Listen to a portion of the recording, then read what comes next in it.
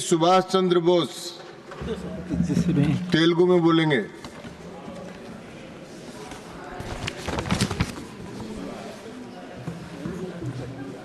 Thank you very much, sir, for giving me the opportunity on presidential address. గౌరవ రాష్ట్రపతి గారు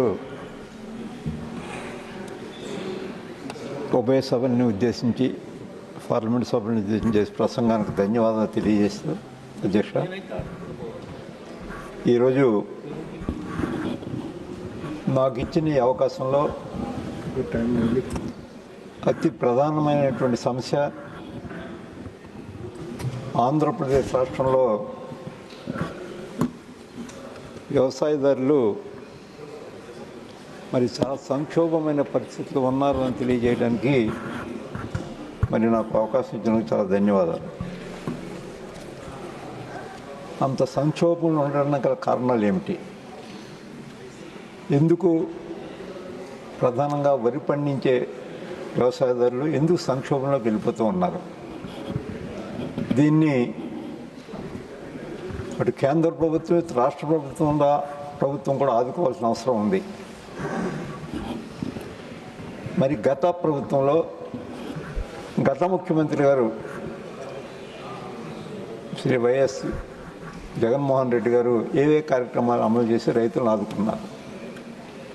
మరి ఈ ప్రభుత్వం ఎందుకు ఆదుకోవట్లేదు? కారణం ఏంటి? ఆదాయం మారలేదు, జనాభా మారలేదు, ఖర్చులు మారలేదు, మరి ఎందుకు అంత నిర్లక్ష్యం వహిస్తూ ఉన్నారు రైతులు అనే విషయాన్ని ఒకసారి ఈ సభ ద్వారా వినండి, పూర్తిగా వినండి. కంగారు పడతారే, why are you so hurry, please wait, please wait చెప్తాను, ప్లీజ్ వెయిట్, మాట్లాడినివ్వండి. ఎందుకు వర్రీ పడిపోతారు?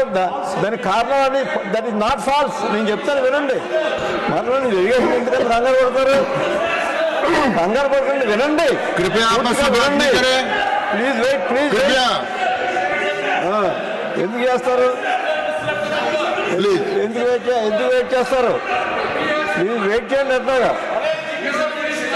కారణాలు ఏంటనేది దీన్ని ఎవరిని నిందించడానికి కానీ మాట్లాడలేదు. కేవలం రైతు యొక్క సంక్షేమాన్ని దృష్టిలో పెట్టుకుని కేంద్ర ప్రభుత్వం సహాయం ఎక్కువగా తీసుకురావాలి రాష్ట్రానికి ప్రధానమైనటువంటి ఉద్దేశంతో కేంద్ర ప్రభుత్వం యొక్క సహాయం రాష్ట్రానికి ఎక్కువగా మాట్లాడుతున్నాను. మరి దీన్ని కొంచెం కంగారు పడకండి, దయచేసి సాగండి. మాన్య సదస్య దాని కారణాలు ఏంటంటే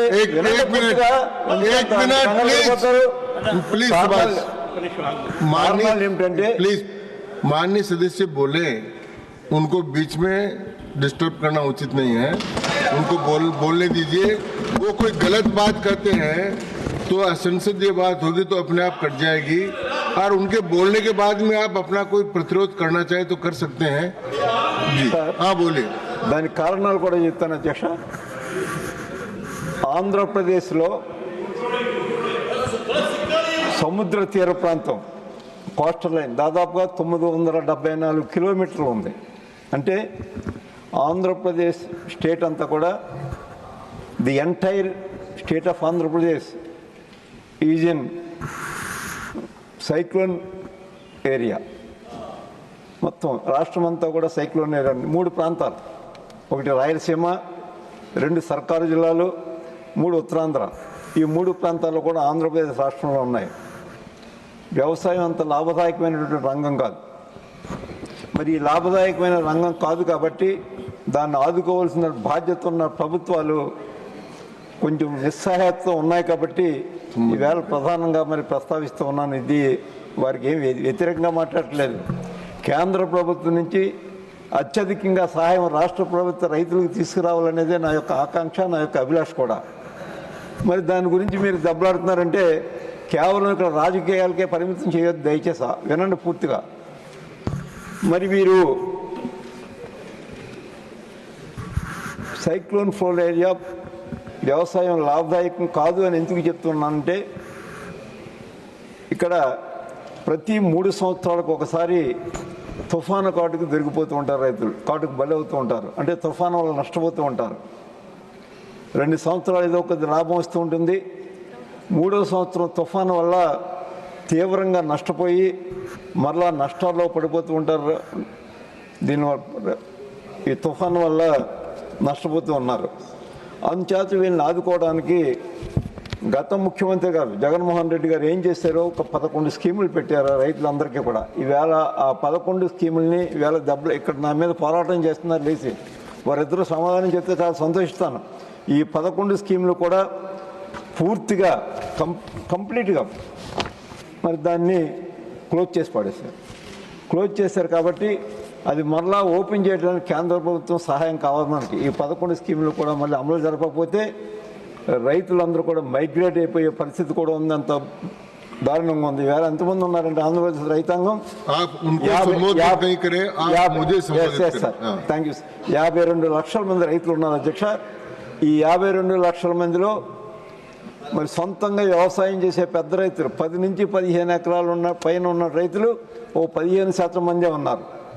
మిగతా 85%లో 45% కౌలుదారులు, 40% small and marginal farmers, 40% tenant farmers.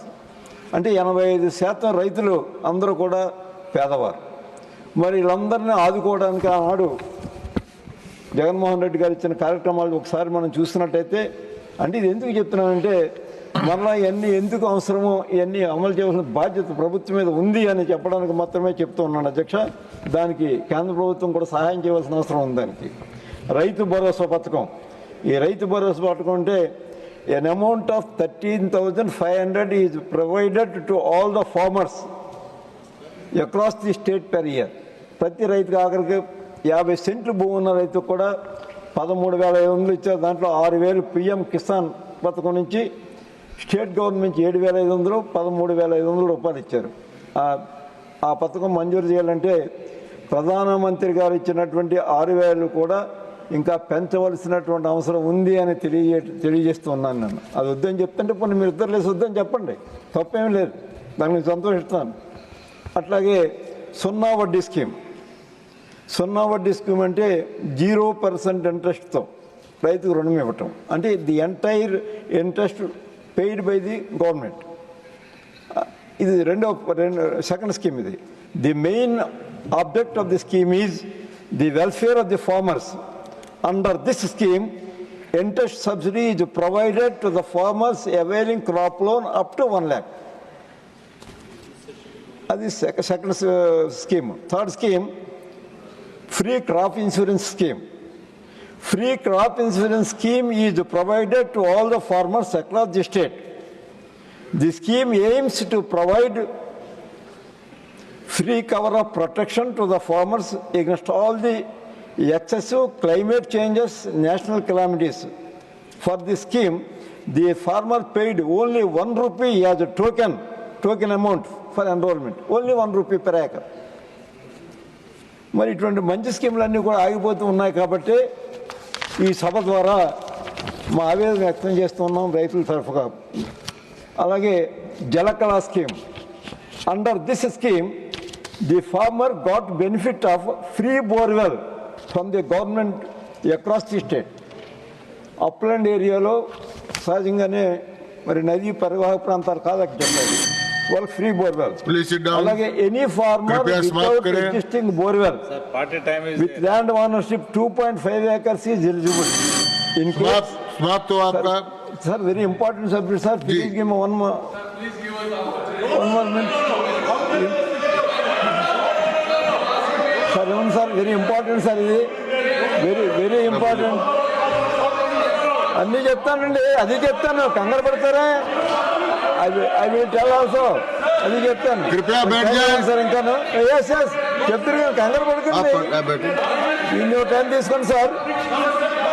I will not get it by you, sir. Please sit down. Yes, sir. Yes. The object of the Jivakranti scheme. आपका भाषण समाप्त हो. Please sit down. The women belongs to SC, SC categories and also aims to provide social stability to women. नहीं जा रहा है, record में नहीं जा रहा है. Scheme, beneficiary women in the age group. Sir, if they had done. एक मिनट मंत्री, please seats is because lot of the things what they are telling is false. Number one. Number two, आप they have not बैठिए, used- बैठ जाए please please बैठिए, आप बैठ जाए। आपका भाषण समाप्त हो गया, आपका भाषण समाप्त हुआ, रिकॉर्ड पर नहीं जा रहा है, nothing going on record, please sit down. कोई आपत्तिजनक बात कही है तो पर्सनल एक्सप्लेनेशन का अधिकार माननीय सदस्यों को है, इसलिए मैंने चंद्रशेखर जी को बोलने का अवसर दिया। Thank you, sir. Thank you. Number one, if they had done such a wonderful scheme, No, why no, did they please get sit number down. No, 11 no, seats yes. out of 175, sir? Number one.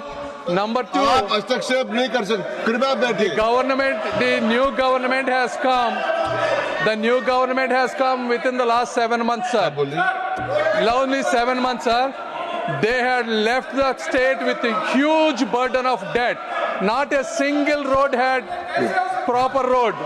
Entire roads are Please, बैठिए, potholed. कृपया। Not a single central government बैठिए। scheme has been utilized. ये आपका समय है, तब अभी नहीं, आप विराजिए, बैठिए बैठिए बैठिए।